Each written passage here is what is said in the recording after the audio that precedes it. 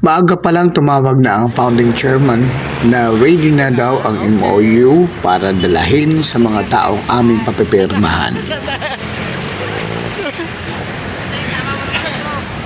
Well, sa aming tandem na yan, sinigurado namin na magiging productive ang araw namin at agad-agad ay pinuntahan namin, sinundan namin kung saan napunta itong mga VIP na maaaring pipirma sa nasabing Memorandum of Understanding dito sa Las Piñas at Cabalicat.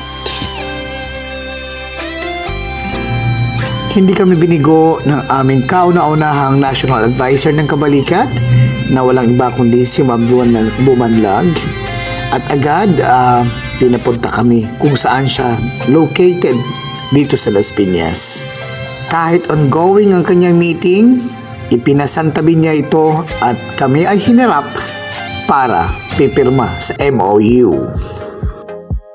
Kauna-unahang national advisors ng Cabalicat. At your service always, mo. Kapag natulad mo ang kaharap. Salamat Ma'am Jo sa lahat-lahat.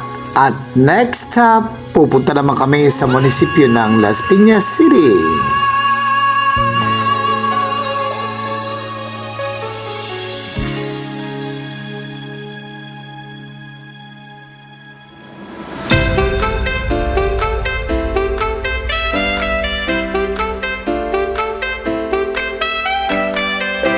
Sa aming tandem ni Ma'am Neri na mukhang magiging productive nga ang araw na to dahil nakita namin nag-live po ang isa sa VIP na aming pinupuntahan.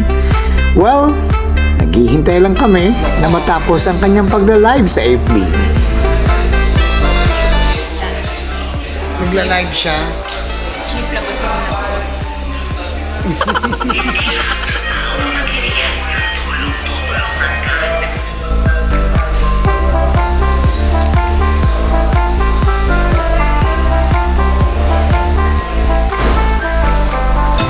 Anong oras na? 4:31.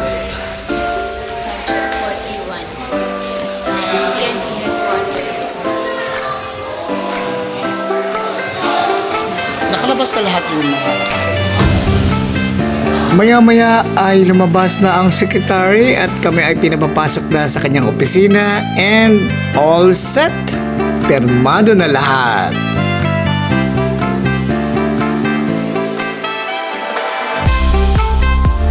Pagkatapos noon, sumaglit kami sa Bureau of Fire para i-follow up yung aming certificate of participation doon sa nakaraang event. Kinagabihan, ang inyong lingkod ay naimbitahan sa isang kapihan dito sa Durian Chapter na kung saan pinag-uusapan kung paano paigtingin ang masusing pag-screen ng mga applicant, padamihin ang mga applicant at ang miyembro ng Durian Chapter sa tulong na rin po ng mga chapter officers at chapter advisors ng nasabing grupo. Gusto namin ipaalam sa lahat na ang pinaka-active na chapter po dito sa Las Piñas City ay ang Durian Chapter, na walang iba ay ang Durian na pinamumunuan po ng ating mga officers dyan, at isa sa mga aktibo pong advisor dyan ay si Sir Rolly Eusebio, na tulong-tulong din po ang officials po ng Durian Chapter sa pagbuo nito. And looking forward na dadami pa po ang mga active na Cabalicat ng Philippines Malaya dito po sa lugar na to, dahil po meron po kaming gagawing mga activities na maaaring ikasasaya po ng lahat na magiging members. Kaya mga katropa, ano pang hinihintay nyo? Kung ikaw ay isang dating Cabalicat Net members na matagal nang nagpahinga, let's go! Let's vault in! I-reactivate na natin ngayon ang ating membership at tayo po ay sama-sama sa pagiging volunteer dito sa Cabalicat Net Philippines Malaya Incorporated, lalong-lalo na kung taga Las Piñas ka. Let's go now! Now na! Bubuuhin na natin muli yung dati nating grupo dyan sa lugar nyo.